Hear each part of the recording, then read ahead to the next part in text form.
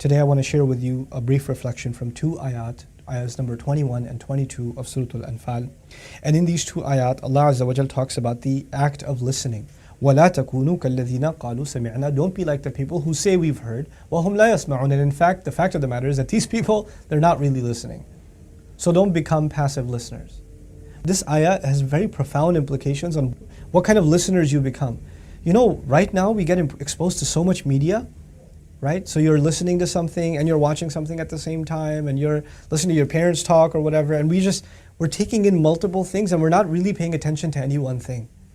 We have to become people that when we hear something, we give it full attention. Nowadays, it's very common to find people even sitting in a Jumu'ah khutbah, in a lecture, in a talk, in a dars, in a reminder. As a matter of fact, even while you're watching this video, some of you are probably checking text messages right now. Some of you are probably updating Facebook right now as you're listening to this.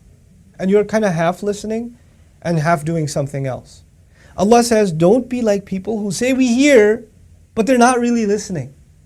And obviously this is talking about the etiquette that they're supposed to show to Rasulullah sallallahu alaihi wasallam. So the first thing is about attention span. The first bit of advice here is when you listen to someone or listen to something, because it doesn't even say who you should listen to, it's just a matter of etiquette now, that we're supposed to be good, attentive listeners. When your mom is talking to you, put your phone down. When your teacher's talking to you, put your phone down, put it away. Don't do anything. Let it go, because it's going to distract you. Don't look out the window for the kids here that are listening. Your teacher's talking, just listen. Don't do other stuff. Don't doodle, don't draw. Just listen. Sometimes your teacher says, put your pen down, put your pencil down, put your iPads down. Just listen. And you should just do that. Just listen. Don't be like people who say they listen, but they don't really listen. The second thing is there are people who listen, but they don't really internalize. You know, the word listening is interesting in every language. In English, in Urdu, in Farsi, in Arabic, it's an interesting word. We say to somebody, I tried to give him advice, but he didn't listen. And what does that mean, he didn't listen? Doesn't mean he didn't hear anything. It means he didn't heed the advice. He didn't actually live by it. Nothing changed in him. I'm trying to tell you, but you're not listening. You're not listening, meaning you're not accepting what I'm saying. So part of the meaning is, don't be like people who say, yeah, I know, I heard that already. I already got that advice. But the fact of the matter is you're not taking heed. You're not actually considering the advice realistically for yourself. You're just brushing it off. It's just kind of a ceremonial thing that you just listen, nothing really changes. Isn't that what the case is for many of us that even go to Khutbatul Jumu'ah? We go and we listen to the khatib and he gives us some advice and we don't really listen. It's not really something we're going to put into practice. Your guidance counselor gives you advice and you listen. Your accountant gives you advice and you listen. Your doctor gives you advice and pretty much most of the time you listen. The police officer tells you to do something and you listen. When Allah tells you, your parents tell you, an imam tells you, the Qur'an tells you, you listen but you don't really listen. Don't be like those people. Then Allah says, and by the way, people who listen but don't really listen, He compares them to animals. Now why is that? Now, it's not just because Allah is angry, but because there's a pretty cool parallel. You can give an animal a lecture, you're probably not going to get much of a change in an animal's behavior.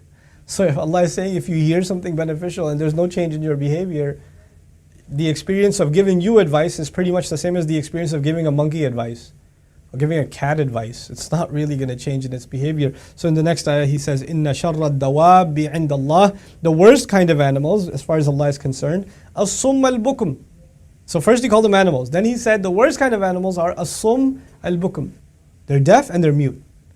As-sum al-bukum. فَهُمْ لَا يَعْقِلُونَ. They're not going to be able to think. Now why did he mention that they're mute, they can't speak?